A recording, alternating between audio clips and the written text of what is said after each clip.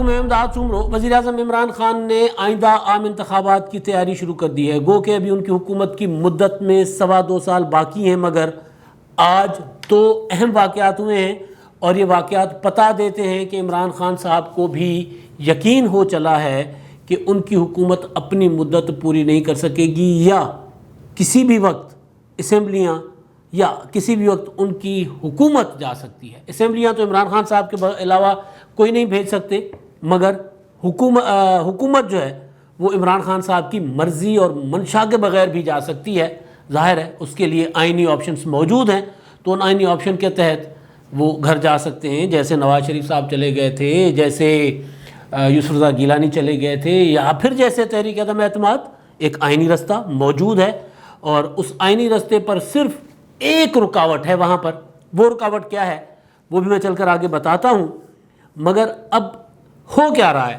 ہو یہ رہا ہے کہ جناب جب سے اسد عمر صاحب نے کہا کہ وزیر اعظم عمران خان نے جہانگیر ترین گروپ پر واضح کر دیا تھا کہ اگر آپ یہ سمجھتے ہیں کہ میں آپ کے ہاتھوں بلیک میل ہوں گا تو پھر آپ کی بھول ہے،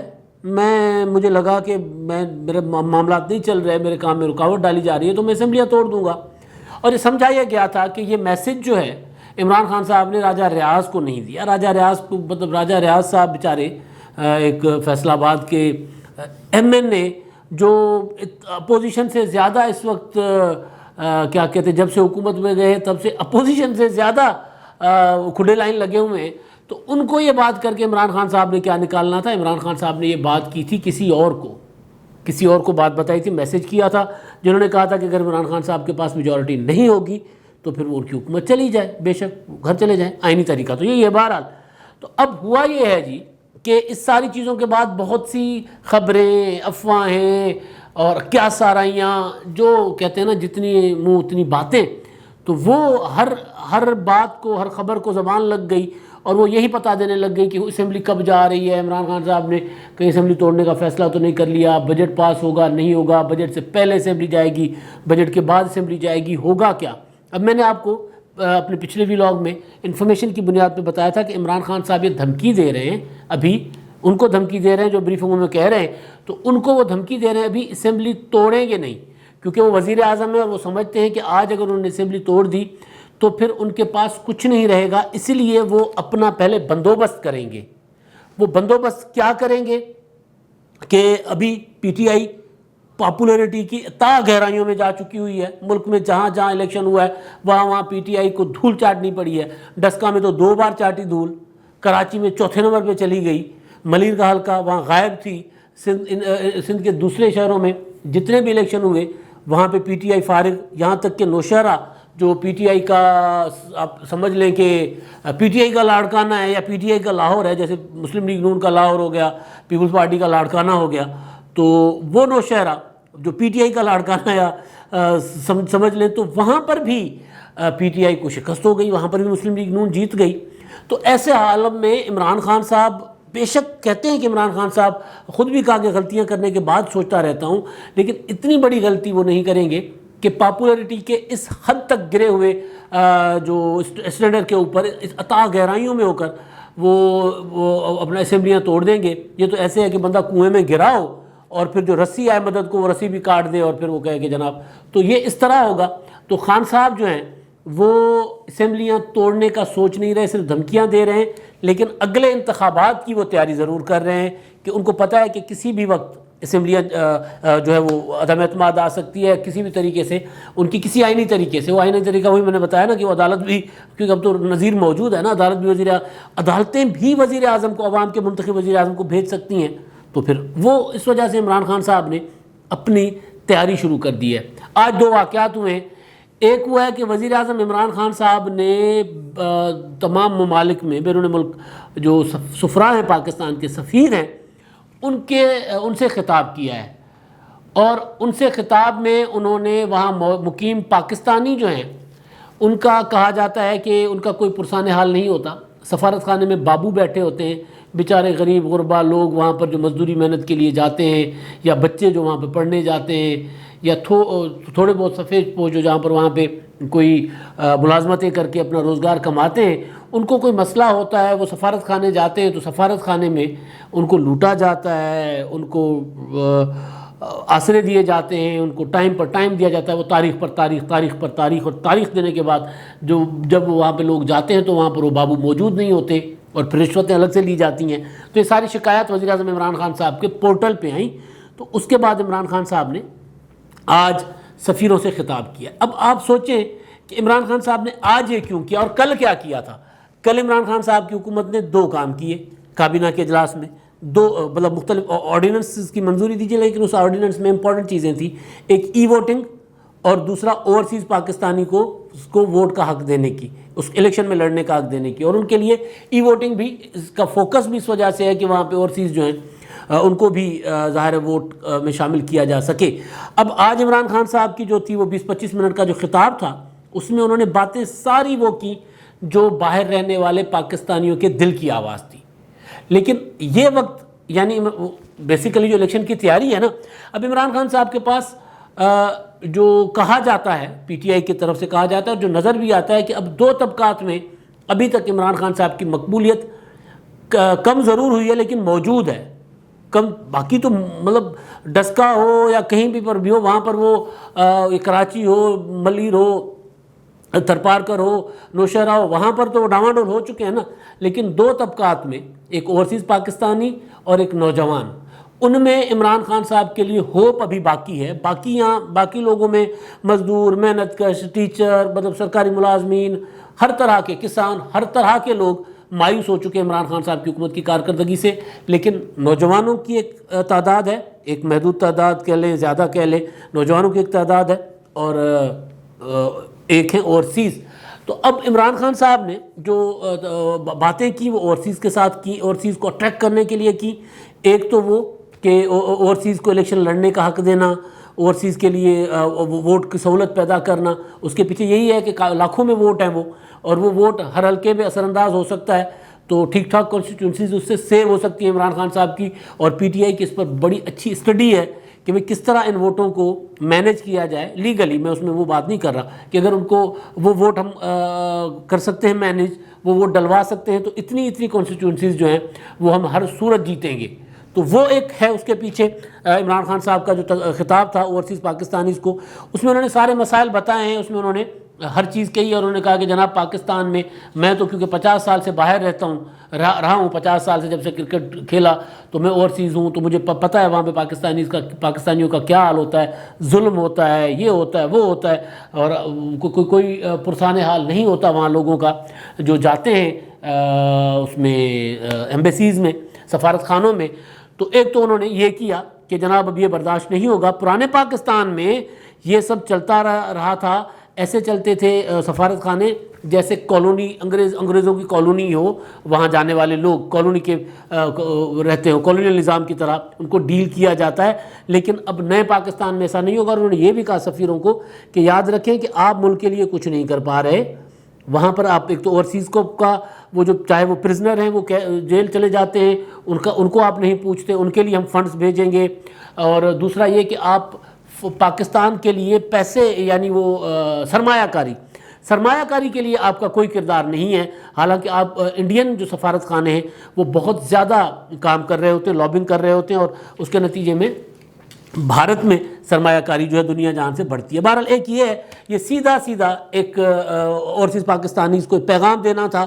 کہ بھئی آپ مایوس مت ہوئیے گا، میں بیٹھا ہوا ہوں، پاکستان کا میں پہلا وزیر اعظم ہوں جو اس طرح آپ کے لیے مسائل حل کرنے کے لیے اٹھا ہوں۔ پھر انہوں نے یو اے ای اور سعودی عرب کا بھی ذکر کیا، خاص طور پر وہاں پہ زیادہ کہہ رہے ہیں کہ مسائل ہیں، وہاں کی ایمبیسیز زیادہ تنگ کر رہی ہیں پاکستانیز کو۔ تو بہرحال اب یہ ہے ایک معاملہ، اور دوسرا معاملہ ہے عمران خان صاحب کے نئے معاشی جادوگر نے آج نئی جادوگریاں دکھائی ہیں، اور اس معاشی جادوگر کا نام ہے شوکت ترین صاحب۔ شوکت ترین صاحب نے آج پریس کانفرنس کی ہے، وزیر خزانہ ہیں، انہوں نے پریس کانفرنس میں باقی اپنی جو آنے والی آئندہ بجٹ ہے اس کے حوالے سے اپنی پریورٹیز بتائی ہیں. IMF پروگرام سے نہیں نکلیں گے وہ بتایا, لیکن ساتھ یہ بھی بتایا جو 2-3 دن پہلے بات کی تھی انہوں نے کہ جناب ہم IMF کے ساتھ نیگوشیٹ کریں گے, ان کو بتائیں گے کہ بھائی جو ٹیرف آپ جس لیول پر لے کر جانا چاہ رہے ہیں اس پر ہم جائیں گے تو ہماری معیشت بیٹھ جائے گی, کرپشن بڑھے گی, یہ ہوگا, تو ہم IMF سے انگیج کر رہے ہیں, ان سے بات کر رہے ہیں. اس طرح کی باتیں انہوں نے کی. لیکن 2 بڑی باتیں, امپورٹنٹ باتیں کی. ایک بات, عمران خان صاحب کے نیریٹو کو, وہ نیریٹو جو عمران خان صاحب شروع سے لے کر چل رہے تھے اس کو ردی کی ٹوکری میں پھینک دیا ایک بار پھر. وہ نیریٹو یہ تھا کہ ٹرکل ڈاؤن جو ہے وہ اوپر سے نہیں ہوگا, معیشت کا ٹرکل ڈاؤن اگر آپ وہ امیروں کو نواز کر ہم غریبوں کو امیر نہیں کر سکتے. عمران خان صاحب کی پالیسی تھی ایوب خان والی معاشی پالیسی, ایوب خان کی معاشی پالیسی, مشرف کی معاشی پالیسی, شوکت عزیز کی معاشی پالیسی کہ امیر کو, صنعت کار کو انسینٹو دو, سبسڈیز دو, اور وہ صنعت کار جو ہے روزگار کریٹ کرے اور لوگوں کو دے. عمران خان صاحب کی اب تک 3.25 سال میں کی معاشی پالیسی اب جب بھی اٹھا کر دیکھ لیں, کرونا چل رہا تھا, خان صاحب نے کیا کیا کہ جناب کنسٹرکشن انڈسٹری کو دو. کرونا چل رہا تھا, خان صاحب نے کہا کہ یہ وہ کیا ہوتا ہے, وہ تھا وہ پیسے, وہ جو اسکیم تھی ایمنسٹی اسکیم دے دو. ایمنسٹی اسکیم کسی غریب کو نہیں دی, انہوں نے خربوں پتیوں کو دی, اور اس طرح کی کئی اسکیمیں دی. اور اس کے پیچھے وہ لاجک دیا کرتے تھے, ایوب خان کے دور کی, اس کے پیچھے مشرف کے جو دور تھا اس کی لاجک پیش کیا کرتے تھے. شوکت ترین صاحب نے کہا کہ یہ غلط ہے. انہوں نے عمران خان صاحب کی پالیسیز کا نام نہیں لیا, انہوں نے کہا میں کسی پر ماضی پر تنقید نہیں کر رہا, میں یہ کہہ رہا ہوں کہ جناب یہ ٹرکل ڈاؤن جو ہے نا, یہ ٹرکل ڈاؤن یہ والا, یہ پالیسی غلط ہے. نیچے دو, غریبوں کو دو, غریبوں کو اٹھاؤ, ڈائریکٹ دو. وہ ڈائریکٹ کیسے دو؟ کسان کو دو, نوجوانوں کو دو, SMEs کو دو, اسمال انڈسٹریز جو ہیں وہ اسمال میڈیم انڈسٹریز ان کو دو, انٹرپرائزز جو ہیں ان کو دو, اور پھر معیشت اٹھے گی. اب اس میں کامیاب جوان پروگرام کا نام, کامیاب کسان پروگرام کا نام, اب اچانک یہ پالیسی, اب شوکت ترین صاحب آئے تو ہیں, وہ جادوگر تو ہیں, لیکن اب عمران خان صاحب میں نے کہا الیکشن موڈ میں جا رہے ہیں. اس وجہ سے شوکت ترین صاحب کے ذریعے ظاہر ہے انہوں نے جو پریس کانفرنس ہوئی ہے اس میں انہوں نے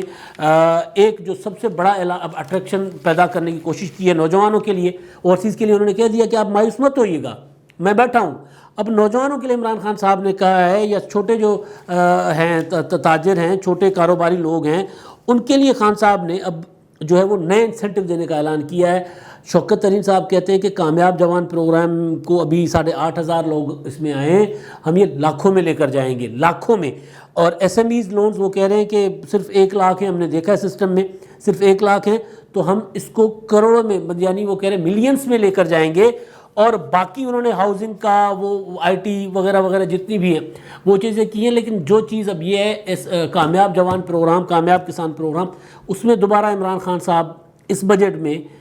کھربوں روپے کے انسینٹیو دے کر وہ یہ کرنے جا رہے ہیں. اگر انسینٹیو وہ جو اعلان ہوا ہے اس کے مطابق تو کھربوں میں ہوں گے, تو وہ دے کر وہ یہ کہنے جا رہے ہیں کہ آپ مایوس مت ہوئیے گا, عمران خان بیٹھا ہے. اگر عمران خان صاحب ابھی چلا گیا تو عمران خان صاحب اپنی آ کر حکومت میں یہ والے کام کرے گا. اب کیونکہ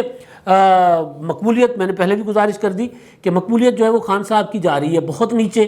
تو اس مقبولیت کو برقرار رکھنے کے لیے خان صاحب چاہ رہے ہیں کہ اس بجٹ سے فائدہ اٹھائیں, اگلا بجٹ پیش کرنے کا موقع ملے نہ ملے. یہ چوتھا بجٹ ہے, چوتھا بجٹ اگر خان صاحب پیش کریں گے, اور چوتھے بجٹ میں زیادہ سے زیادہ طبقات, اور وہ طبقات جو ابھی خان صاحب سے اتنے مایوس نہیں ہوئے,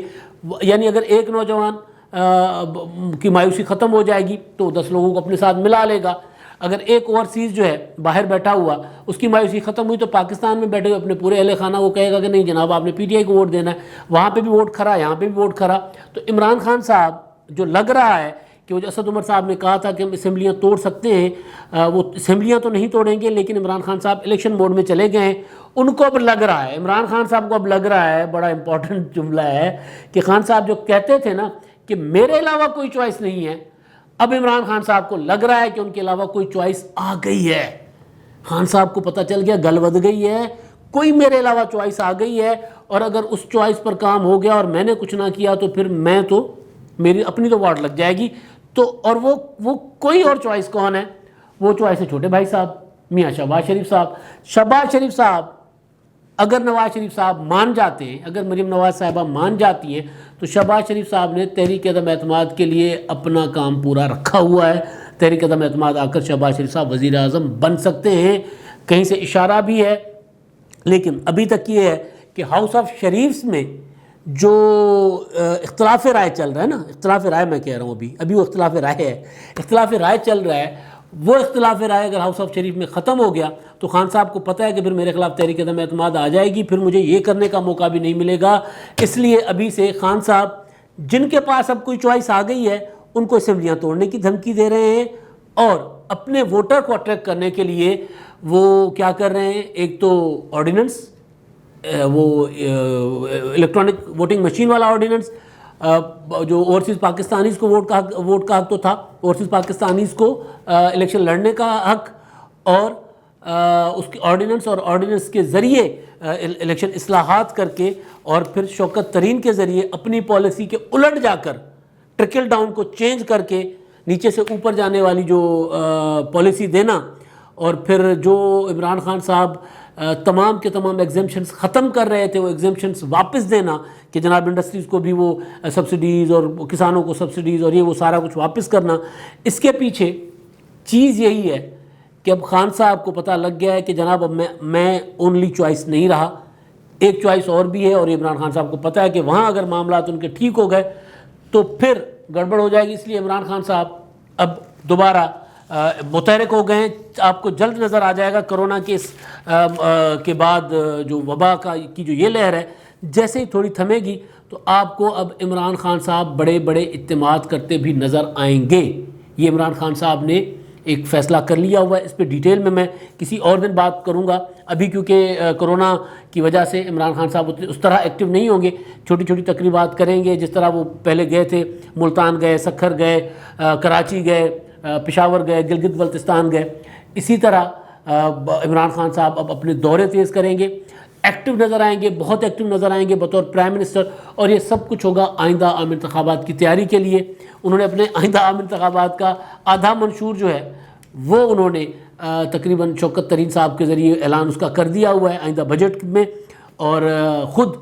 بتا دیا ہے اوورسیز پاکستانیز کو کہ جناب میں آپ کے لیے بیٹھا ہوا ہوں، آپ ڈاواں ڈول مت ہوئیے گا، امید مت چھوڑیے گا. تو عمران خان صاحب جو ہیں وہ اب الیکشن کی تیاریوں میں لگ چکے ہوئے ہیں. اب جی آخر میں ہمارے جو مہربان اپنی آراء سے آگاہ کرتے ہیں ہمیں، مشتاق احمد صاحب ہیں. وہ کہتے ہیں شاہ جی اٹھو اب کوچ کرو، اس شہر میں جی کا لگانا کیا، نون کا فائنل سلیکشن ہوگا کیونکہ اول تو وہی سلیکٹڈ تھے. اب یہ بات یہ ہے کہ مسلم لیگ نون کبھی سلیکٹڈ تھی کہ نہیں تھی، لیکن مسلم لیگ نون نے جس عطاب میں ابھی گزر رہی ہے تو اس دوران ابھی جب تک کوئی چیزیں سامنے نہیں آتی، میں نے گزارش ابھی کر دی ہوئی ہے کہ شہباز شریف صاحب تحریک عدم اعتماد کے بعد وزیر اعظم بن سکتے ہیں، قابل قبول ہیں. جنہوں نے نواز شریف صاحب کو نکالا تھا ان کے لیے شہباز شریف صاحب اور پہلے دن سے قابل قبول ہے. لیکن نواز شریف صاحب نہیں مان رہے، اور شہباز شریف صاحب نواز شریف صاحب کے بغیر کہیں جانے کو تیار نہیں ہیں. ہو جاتے تو اب تک وزیر اعظم ہوتے. تو لہٰذا یہ بات کہ جناب وہ نون لیگ کی فائنل سلیکشن یا نون لیگ سلیکٹڈ ہے اب نہیں ہے، کبھی تھی اب نہیں ہے. اب مسلم لیگ نون اپنے اب ویسے بھی جو بھی پاکستان میں اقتدار میں آئے گا وہ ہماری اسٹیبلشمنٹ کے ساتھ، فوج کے ساتھ معاملات طے کر کے آئے گا. دیکھنا یہ ہے کہ عمران خان صاحب کی طرح آتا ہے یا اپنی شرائط پر. بارگیننگ پوزیشن کیا ہے، بارگیننگ پوزیشن دیکھنی ہوگی. فوج کے اس کی مرضی کے بغیر تو میں نہیں کہہ سکتا، لیکن اس کی انڈرسٹینڈنگ کے بغیر پاکستان میں حکومتیں نہیں بنا کرتی، یہ ایک حقیقت ہے. پھر اس میں اب ہم کسی کو سلیکٹڈ کہیں جو کہ عمران خان صاحب تو کسی اور بالکل ہی کچھ اور کر کے آئے نا. اگر کوئی اس طرح عمران خان صاحب کی طرح آئے گا تو پھر اور بات ہے. حمزہ حسن صاحب ہیں جی، وہ کہتے ہیں کہ بہانے ٹیکنوکریٹ حکومت لانے اور پی ٹی آئی کو دیے گئے ایجنڈے کو مکمل کرنے کے. اچھا جی، اب بہانے یہ وہ جو تھا آرڈیننس وغیرہ اور یہ ساری چیزیں، تو وہ کہہ رہے ہیں کہ جناب اب یہ سارا نظام آگے پیچھے کر کے وہ جو رہ گیا تھا ایجنڈا پی ٹی آئی کو عمران خان صاحب پورا نہیں کر سکے، تو ٹیکنوکریٹ حکومت، اب ٹیکنوکریٹ حکومت والی کہانی ختم ہو گئی. عمران خان سے کوئی بہتر ٹیکنوکریٹ حکومت نہیں آ سکتی. وزیر اعظم، کرکٹر، کوئی بھی مطلب وہ جو جتنی کی کابینہ تھی ساری کی ساری ٹیکنوکریٹس کے اوپر تھی، اور کوئی بھی براہ راست منتخب لوگ اس طرح امپورٹنٹ پوزیشن پہ نہیں تھے سوائے چند کے. تو اس سے زیادہ اور کیا ہوگا؟ یہ اگر ایجنڈا پورا نہیں کر سکے تو کوئی اور کیا کرے گا؟ یہ تو ان کو بھی پتہ لگ گیا ہوگا. اس لیے واپس سیاست دانوں کی طرف رجوع کیا جا رہا ہے. اس لیے کبھی کہا جاتا ہے کہ پیپلز پارٹی کی ڈیل ہو گئی ہے، کبھی کہا جاتا ہے کہ مسلم لیگ نون کی ڈیل ہو گئی ہے. اس کا مطلب یہ ہے کہ عمران خان صاحب یا عمران خان صاحب جیسا کوئی اور نہیں چلے گا، یہ اگلوں کو بھی پتہ چل گیا ہوا ہے۔ اب تک کے لیے اتنا ہی، اللہ حافظ۔